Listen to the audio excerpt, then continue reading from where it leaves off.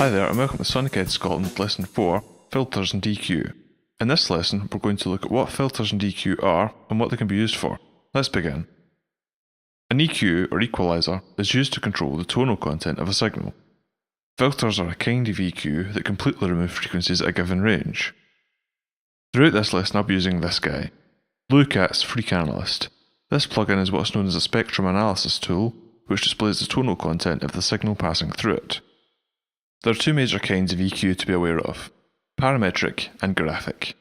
Parametric EQ has three main parameters across a number of bands. Up to 7 is not an uncommon number for bands. The parameters are frequency, that's the frequency at the centre of the band, gain, the increase or decrease in level for that band, and Q. Q is the width of the band, although perhaps to be more accurate, it's the lack of width in the band, since high Q values result in a narrower band. Graphic EQ has a large number of fixed bands. A graphic EQ would be expected to have 31 bands. The only control for each band is gain, which works in the same way as it would on a parametric. Graphic EQs tend not to be used in recorded music because of the lack of specific control. Graphics find their home in a live sound setting. Let's look at some of the different filter shapes you have available on a parametric EQ. For this I'll use Pro Tools EQ3 one band on the kick drum.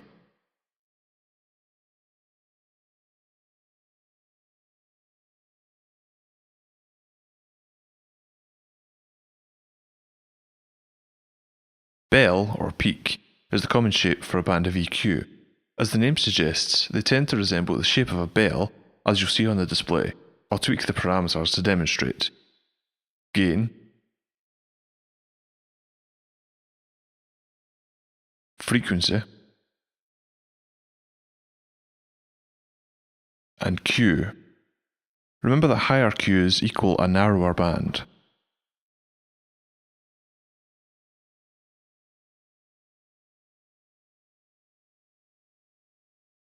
Pass filters are used to take out frequencies beyond a given point. High-pass filters affect the bottom end, and low-pass filters affect the top end. It's not totally black and white, however. There is a slope parameter to pass filters which determine how steep the slope is. Generally speaking, a more gentle slope, or a wider Q, is more musical since their effect is more gradual across the frequency band. Let's take a look at a high-pass filter.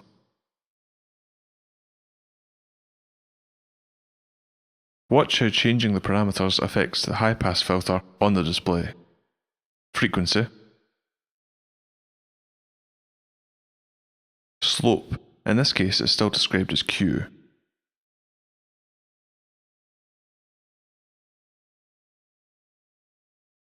And the same for the high-pass filter. Frequency and Q. Note that on the EQ3 one band, this blue area is the area that's getting affected by the EQ. The shelf shape is somewhere between a bell and a pass filter. Frequency, gain, and Q controls are all available for shelves, however they affect all the frequencies below for a low shelf, and above for a high shelf, the chosen frequency. Also, you can get some not-so-shelf-like shapes by changing the Q. Let's have a look at the shapes for a low shelf. Gain, frequency, and Q.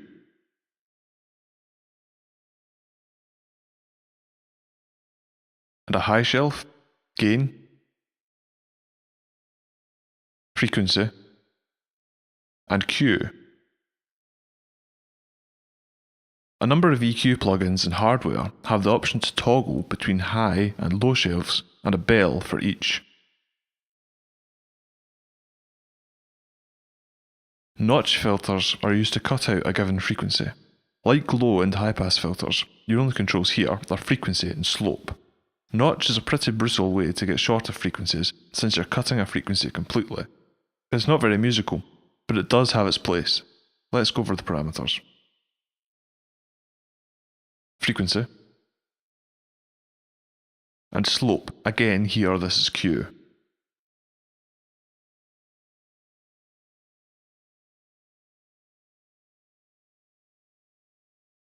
To demonstrate, let's take a look at these drums.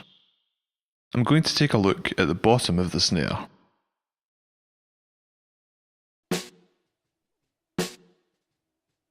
This snare was mic'd to get the snap off the snare, the chains, on the bottom of the drum. I'm going to use EQ to really bring that out. In this case, I'm going to use the EQ3 4-band. I'm going to use high pass and low pass filters to focus in on the snap.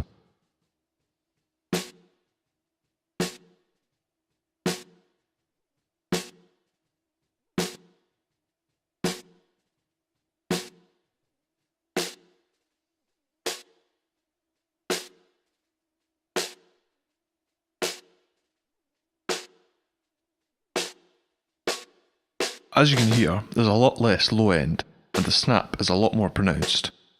This will help bring it out a lot more in the mix.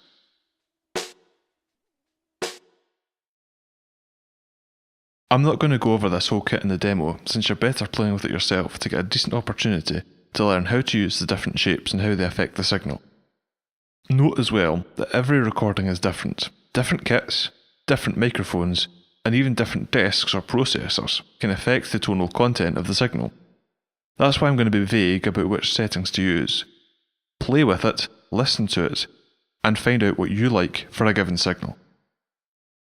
Also, it's worth noting you can often fix the signal before you record it using proper mic placement. Don't think you can fix something in the mix because you often can't, short of taking it out completely or replacing it. EQ serves to highlight and remove small things, little problems in the mix. That's something you can develop with your recording technique. For now, we'll move on to the creative use of EQ. Of course, I'm not going to sit here and tell you how to be creative, but here's some ideas that I'll share with you. A sweep is when you take a band of EQ or a filter and turn the frequency during playback. You can do it once to highlight movement between sections, or more often as an effect. I'll demonstrate on the master bus here.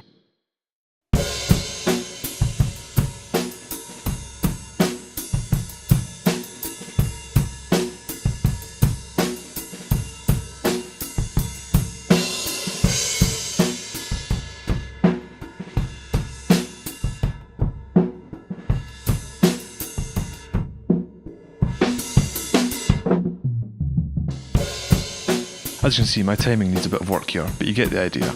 If you know how, you can automate the parameters of the plugins. Here, the frequency of the low pass, to apply a sweep automatically. You can also use a hardware EQ instead, which works in exactly the same way. Again, using pass filters, you can simulate an old radio by only allowing a narrow frequency band to get through, like this. I'll swap to the EQ3 7-band and use the high pass and low pass filters.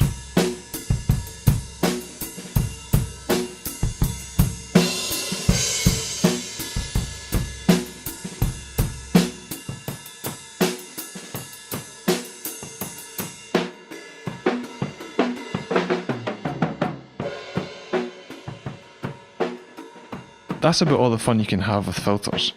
Like anything, it's important not to overdo it when you're using EQ. That's about it for this lesson. As ever, I've attached the link for the feedback survey. This is lesson 4, Filters and EQ. Cheers.